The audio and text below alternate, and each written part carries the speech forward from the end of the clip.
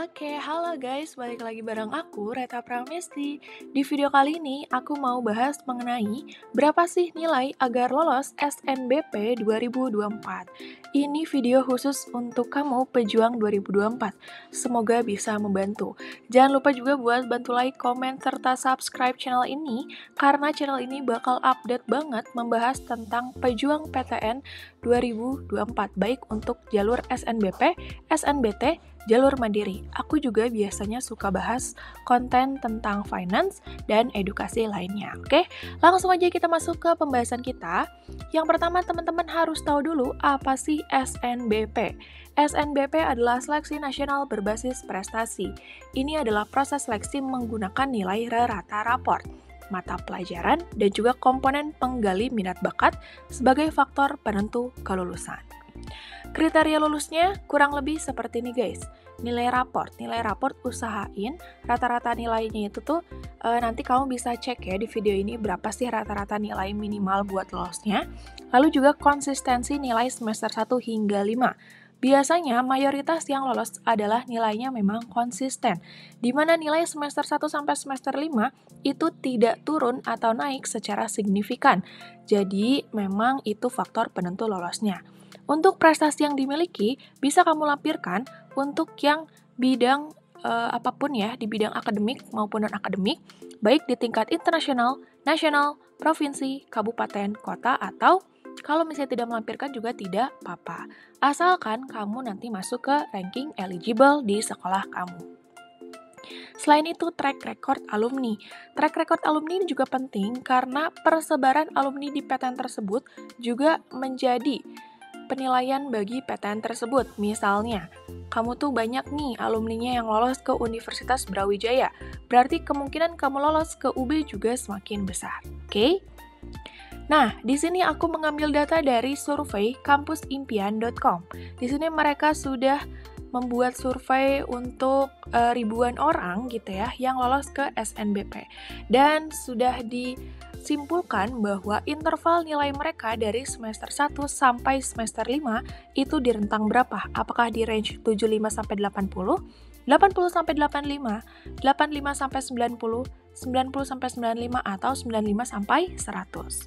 Nah, di sini kita bisa lihat persebaran data yang paling banyak itu ada di 80 sampai 85 ya. Nih, ini di angka 700, 800, 730, 500 dan 300.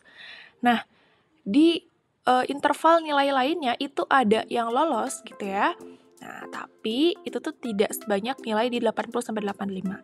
Jadi bisa kita simpulkan secara kasar bahwa nilai yang lolos itu ya di atas 80-an guys. Oke? Semakin tinggi nilainya akan semakin berpeluang. Tapi tergantung juga dengan jurusan dan PTN kamu.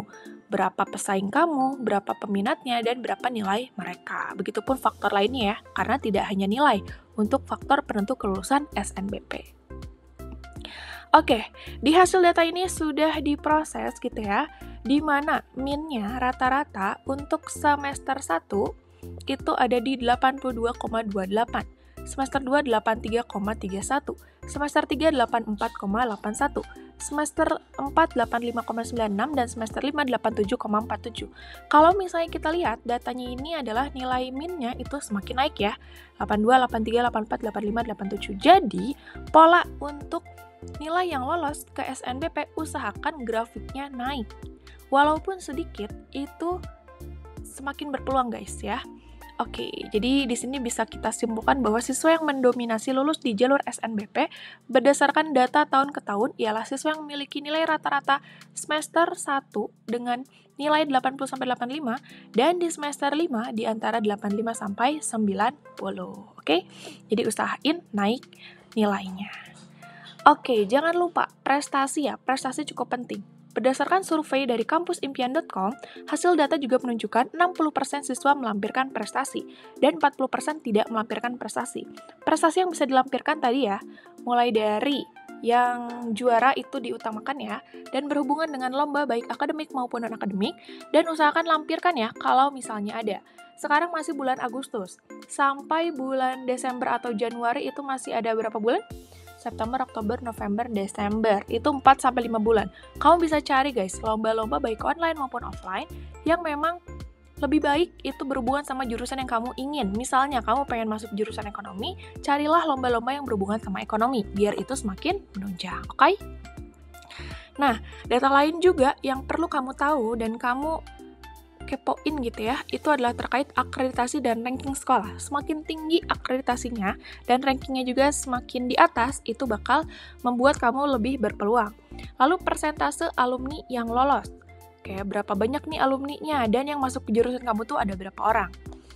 Dan yang terakhir adalah saingan di sekolah yang memilih jurusan yang sama. Untuk SNBP ini, tidak hanya pintar, tidak hanya nilai dan juga prestasi yang dilihat, tapi kamu juga harus membuat strategi matang. Jangan sampai ada saingan di sekolah kamu yang nilainya lebih tinggi, prestasinya lebih banyak, yang memilih jurusan yang sama.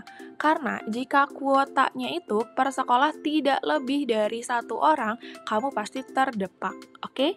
Jadi kamu harus cari tahu juga kira-kira ada nggak teman kamu yang masuk atau memilih jurusan tersebut. Kalau misalnya ada, silakan bisa untuk konsultasi ke BK. Jika tidak ada, nah kamu bisa langsung aja lanjut untuk pendaftarannya. Oke?